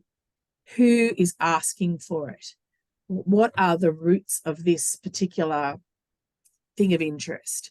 And so, you know, as Maree says, you know, they've come to the community because the community was saying that there was issues around, you know, major issues around suicide. And so the need is coming from the community rather than, you know, research on us, and research with us. It's actually research from us. And I think that's what we need to start with. I think co-design is really important because nobody can do it alone, and there's not enough of us as Aboriginal and Torres Strait Islander researchers around to do it all on our own anyway. And it's great to have partnerships, and I think that's really, really important. But I do think that leadership, Aboriginal and Torres Strait Islander leadership, is just as, if not more important than co-design in these discussions. And I understand that that's uncomfortable for some people, but I think that it's where we need to go if we're going to make major change. Thanks, Emma.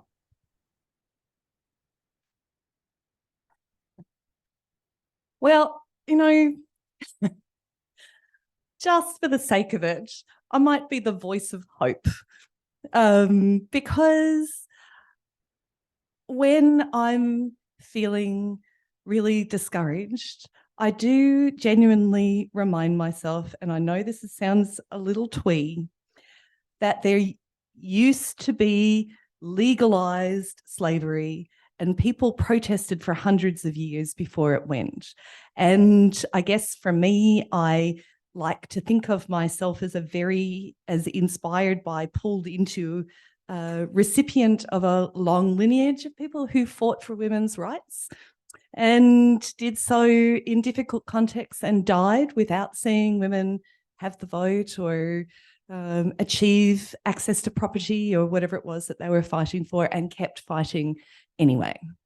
And I try to think that I will follow in their footsteps, and we have enjoyed change in some ways of those things. And the reason I'm saying that is because the violence that we speak of that hurts Aboriginal people so brutally is the same violence, and we all know this in this room, that hurts every non-human living organism in ecosystems in this country.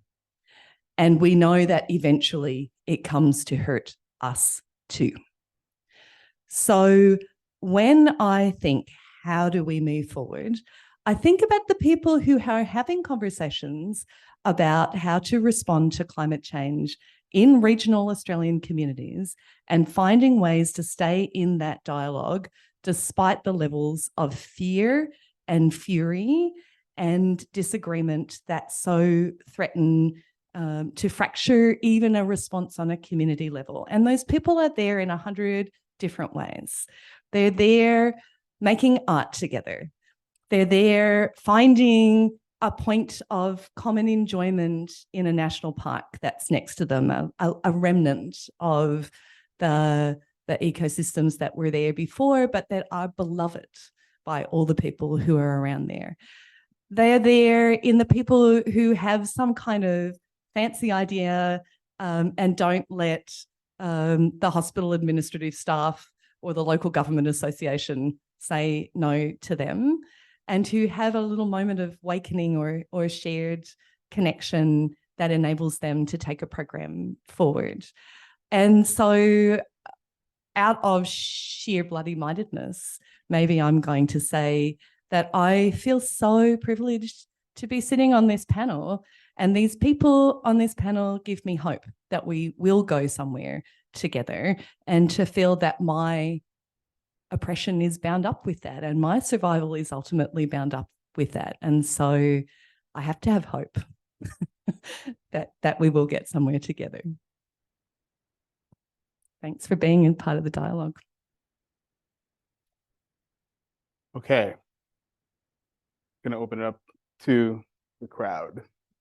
Thanks, by the way, for taking on that question.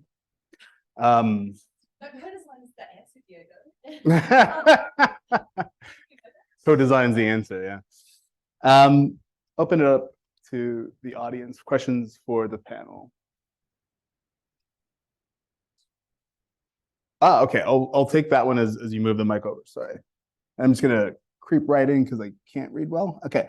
A bit of a late question. Thanks, Maree. That was inspiring. Just a question about reporting research findings back to communities in a meaningful way. Any advice around how we can make sure that we do communicate justice, do communities justice at that end stage of research? Also regarding your first grant and the output, which you said was difficult to publish in Australia because journals were looking for quote unquote good news. What can you say about strengths-based reporting when we're looking at prevalence that might show sensitive results? Thank you. Okay, all right.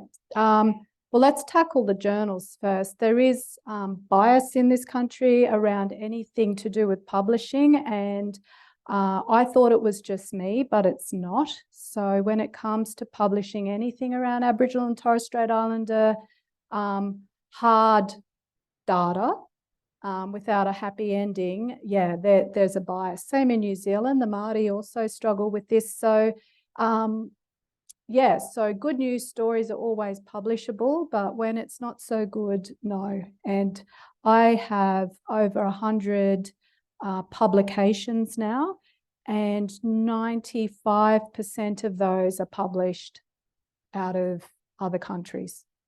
So yeah, so very interesting. What was the first question about? The first question, giving back. Reporting back. Yeah, well, through the IREC, the Indigenous Research Excellence Criteria, at least for MRFF and NHMRC, there is a requirement. And we talk about co-design, but that's a bit of a fluffy term if it's not applied properly. So it's co-design, co-decision making, and there has to be reciprocity there as well. So there is an expectation that every research activity or interaction that you have with Aboriginal and Torres Strait Islander peoples in this country comes with a benefit back to those communities. So a publication is not a benefit back to the community. A report, unless it's utilised in a way that supports that community, is not a benefit back to community either. So training people in community is a benefit. So for example, we now very successfully through grants will get what are called Indigenous community researchers who are funded at a PSP, so a level that's equivalent to a level A in a university, because it's recognised that that knowledge and information is important. So yes, so there's multiple ways of doing it. I think, well, some of the things that have been thrown away around at an NHMRC level are very much about looking much more closely at how we hold people accountable to that. So because it's one thing to get the funding, grab an Aboriginal person at the last minute to write the IREC, and you can tell straight away when it's happened, and what the outcomes are. So there will be, and we're looking really closely at how we measure that moving forward. So there's hope. Thank you, Maree. I reckon one way as well is listening, asking the community how they want their results fed back to them. It's a simple way. It's rocket science, but yes, just speaking with them, like as Maree said, priorities for community being involved in research is not to get their name on a publication or being like have a publication to sit on the bookshelf that no one reads.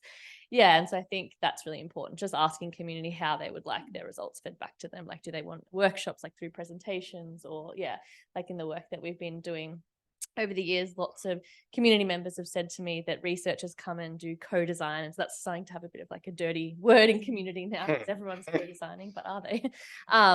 And so, yeah, people have said like in community, they've been engaged in the co-design or what they're calling co-design process, and they're there in the early stages, and then they collect all the data for the researchers, and then the researchers go away and interpret the findings and write it up and exclude community from that process. And then when community have confronted them about that, they've been like, oh, you know, you're not a researcher, you don't have a PhD, you can't be involved in this process. And so I think just understanding when you're undertaking co-design, you're undertaking, like co-design is co-designing all of the process together on that journey. Thanks for that. Yeah, I can't help but sort of draw the parallels between the answers that you guys gave and what we hear in global health as well. And again, we fail to learn these lessons, even though we've been sort of supposedly listening for the last 10, 20, 30 years. So yeah, I think, yeah, it's interesting, the parallels in terms of conversations. Hi, everyone. This is probably not so much a question. My name is Karina Clarkson. I'm an Aboriginal academic here at the university. These guys are my peers. Hello.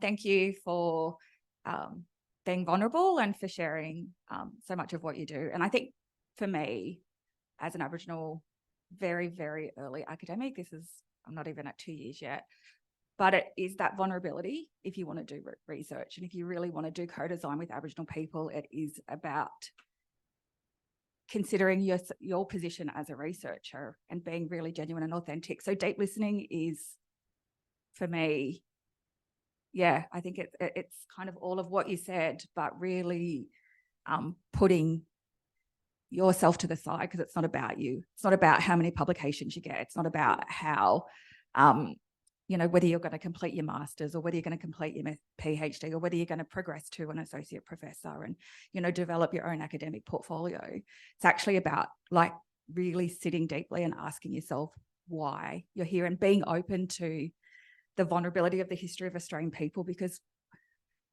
I guess I was just being reflexive in terms of, how you set the scene with the history and people are going, oh, we've all heard this before, because I've heard that before in my own teachings.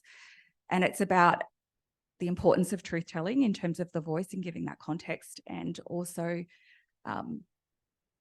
people need to hear it because they tend to just park it and push it aside.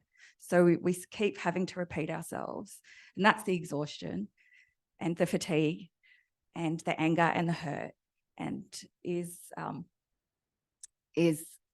people have to remember that the past informs the present. We're here today, we're having these conversations, we're mad, we're hurt, and our people are suffering because people keep doing the same thing over and over. So thanks, guys. Thanks, Rena. Supriya, and then Bridget, and then Jackie. Thank you, Maree, for, it's what I saw this is much more of you personally sharing, and also the rage comes through, and then, putting it into the practice, like literally that's what for me, I soaked into this.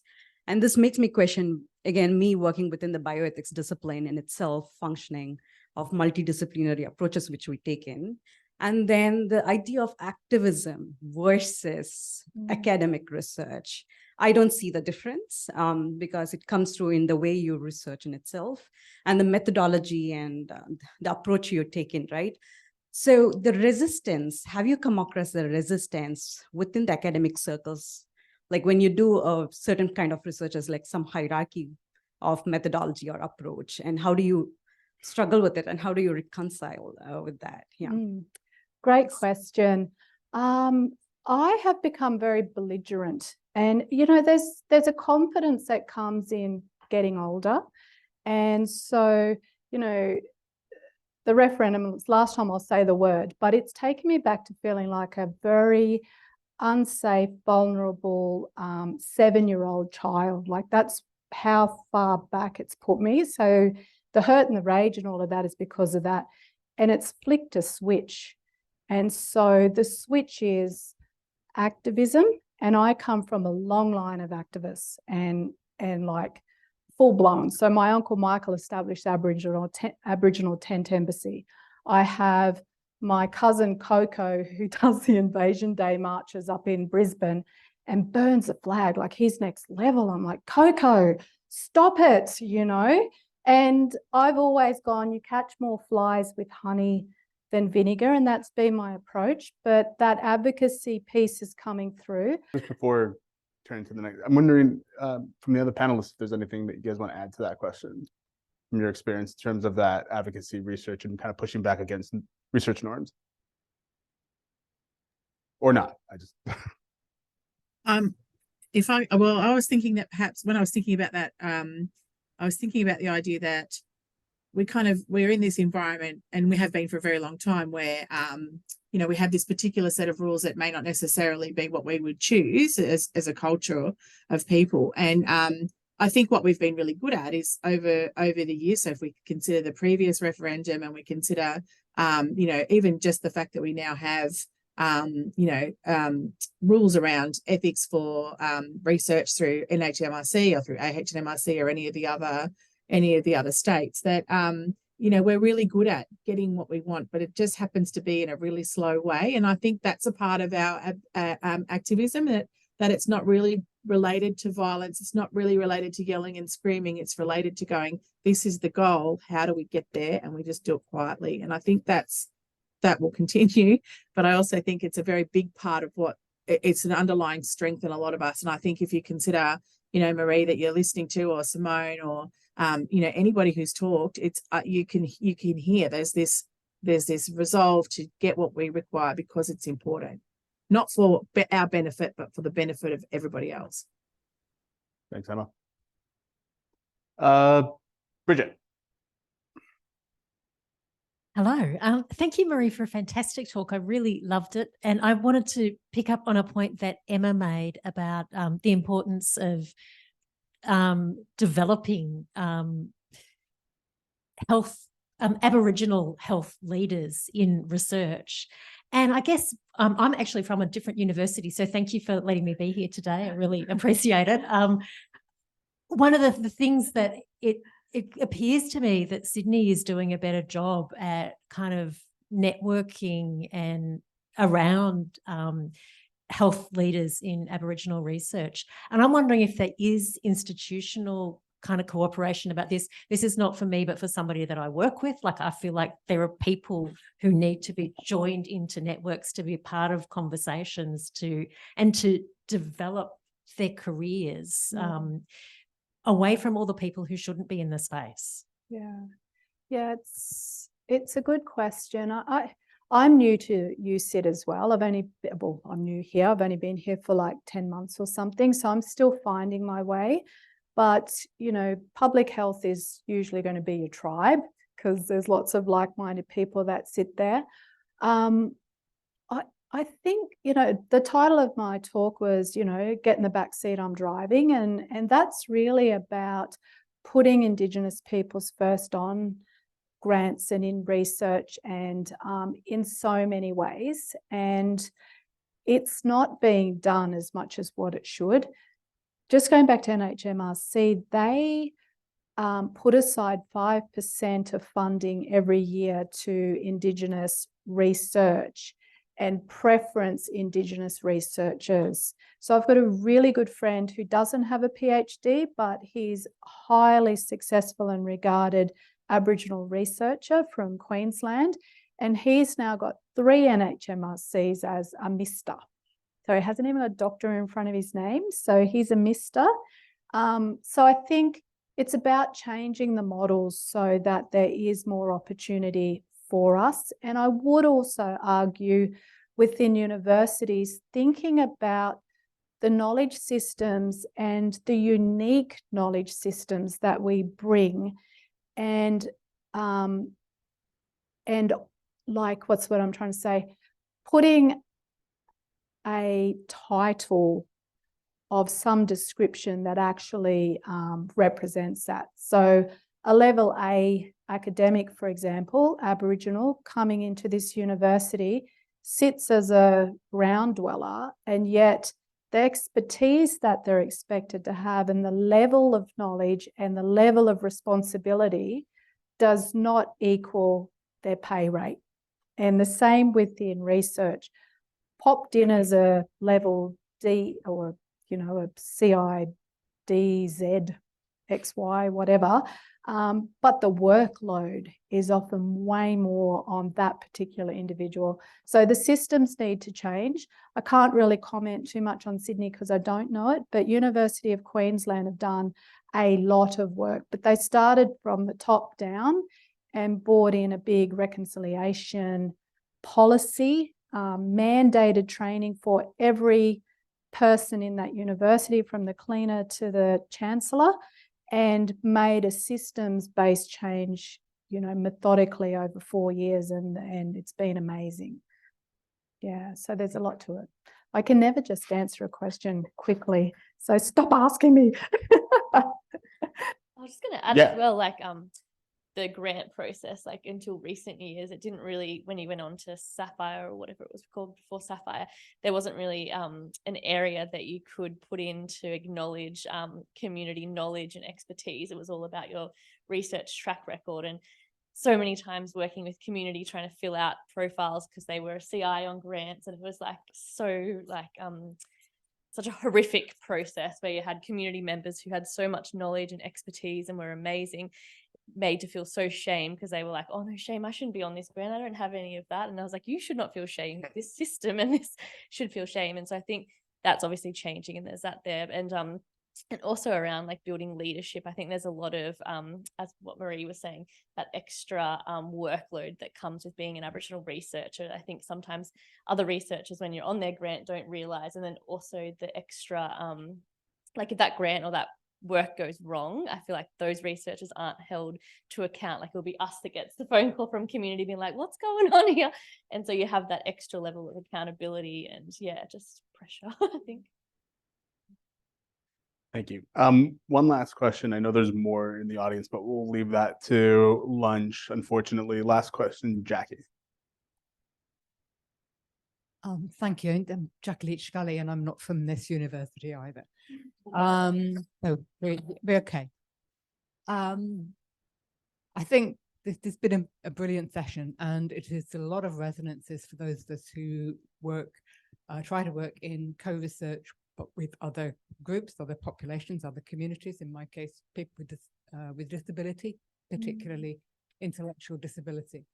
So my question is, what do you do in your experience at that point when you have, you've done your listening, you have worked with the community, you understand things, you have maybe some findings that have relevance to policy, relevance to practice, but they don't fit the shape of what you're supposed to say in that direction. There are no venues, there are no avenues. Somehow you have to do some kind of work of translation to make them comprehensible or palatable to whoever's going to be reading them and maybe putting them into practice in some way. But how do you do that without being unauthentic or irresponsible or untrue to what you've heard?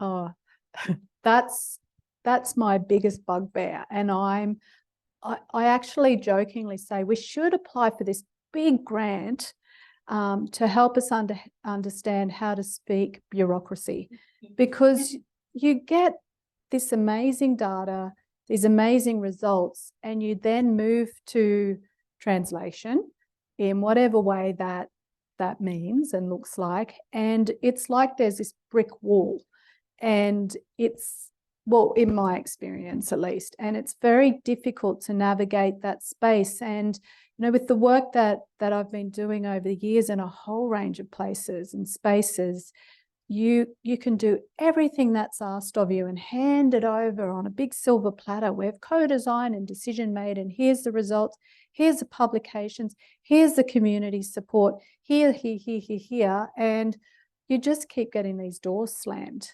And so I think it's just about showing up every day. And what I've noticed with iAssist, for example, is the power of that. And the reason why we are getting funding for it is because the community support it, the community talk about it to the organisations that they're interfacing with. And then those organisations actually saying, we want this program. But I think in a lot of ways that was just luck, like a lot of, chance and right place at the right time, because suicide is such a big issue at the moment. So I don't have the answers. I am frustrated by that big void. And I'm not kidding when I say I think there would be a great opportunity to actually look at that because it's extremely frustrating. And it's a waste of taxpayers' monies when you have these amazing results and then they don't go anywhere. The panelists? A little part of me says, I mean, Maree's kind of got the answer though, in terms as a really great example. It's, you know, people don't like the idea of something, so they go and set it up and run it and show everybody how amazing it is. And then everyone goes, oh my God, what an amazing thing. We're going to fund that. And I think sometimes that's what you have to do, is to kind of be a little bit of your own advocate. And if you've got something that you know that the community is going to benefit the community and they want it, then work out a way to set it up, run it, and then show everybody that they're wrong. That's my opinion. Probably not that popular, but it's still my opinion, and I think it works really well. And I think if you consider things like Aboriginal community controlled health services, that's how they started, you know, just doing it anyway, and then somebody came along and funded it. So yeah, I suppose that would be my answer, quick answer to that. Actually, can I just make a really quick point to disability? So one example where we were able to translate really well was with the prevalence in the DSM, we found lots and lots of people with major depressive disorder and all sorts of things that I mentioned earlier. But we then gave those results, because it came through a clinical psychologist, back to those individuals who then used those results to get support through NDIS. So that was sort of another way around it. But once again, what happened then is the community drove the outcome. And so that was just something that So I want to, before thanking the panel, I want to say, Emma, I love the FU attitude. I'm trying really hard not to swear. People who know me know that's very difficult for me. But I love that attitude. So I applaud that. I want to thank very much the panelists for this great discussion. I'm going to turn it over to Ainsley. But this has been an absolute pleasure. So thank you.